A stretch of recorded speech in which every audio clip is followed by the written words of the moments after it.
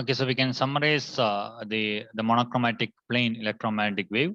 So a monochromatic plane electromagnetic wave, this field can be represented in this way. The electric field and magnetic field can be written as electric field is equal to E0 tilde e raised to I kz minus omega t, and B tilde is V0 tilde e raised to I kz minus omega t.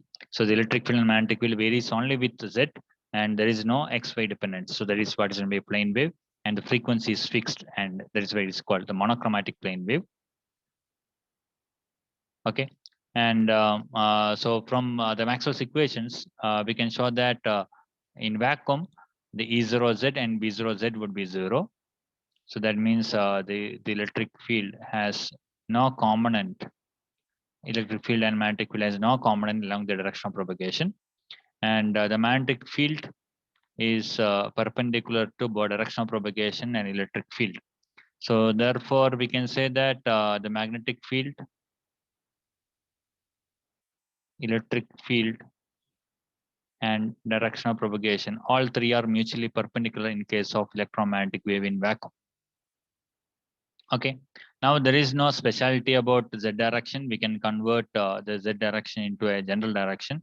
So in case of general direction, what we have to write is this E tilde. Instead of z, we have to write is R T equal E0 tilde e raised to I K dot R minus omega t. Direction we can denote by symbol n cap, and B tilde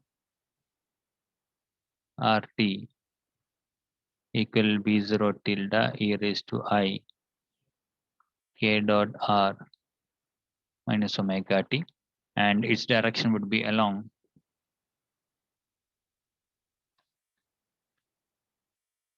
K cap cross N.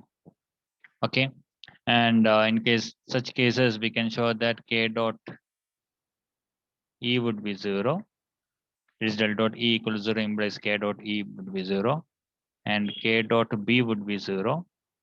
So that means there is no the component of electric field and component of magnetic field along direction of propagation, because vector K gives direction of propagation, and the magnetic field can show that it is equal to K cross E by omega, or B0 equal to K cross E0 by omega, or B is also equal to K cross E by omega.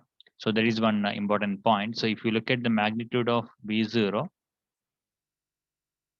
magnitude of B0 equal K by omega times E0, and therefore K by omega, or 1 by omega by K, is nothing but C in case of vacuum. So in vacuum,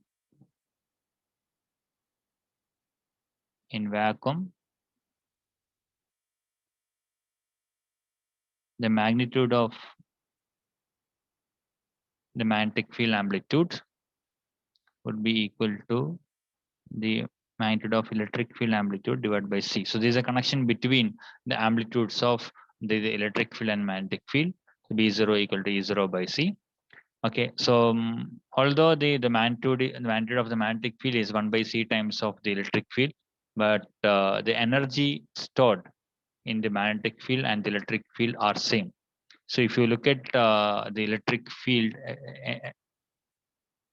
energy stored in the electric field is UE equal to half epsilon 0 E0 square, and the energy density in the magnetic field is half epsilon 0 B0 square. So half 1 by 2 mu 0 times B0 square. So that would be equal to 1 by 2 mu 0. And what is B0 square? E0 square by C square. Now C square can be written as 1 by mu 0 epsilon 0. So this become mu 0 epsilon 0 divided by 2 mu 0 E0 square. So mu 0 cancels and become half epsilon 0 E0 square. That is nothing but the energy density of electric field. So that means for the electromagnetic wave in vacuum, the energy density of both electric field and magnetic field are same.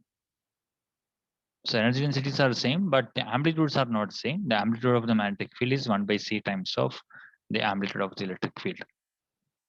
Okay, so this is the pictorial representation of the electromagnetic wave. So remember, the electromagnetic wave cannot occur only as electric field or only as the oscillation of magnetic field. The electromagnetic wave would propagate only with the help of both. So both fields are required. So if you absorb any one of them, if you absorb either magnetic field or electric field from the electromagnetic wave, then the electromagnetic wave would stop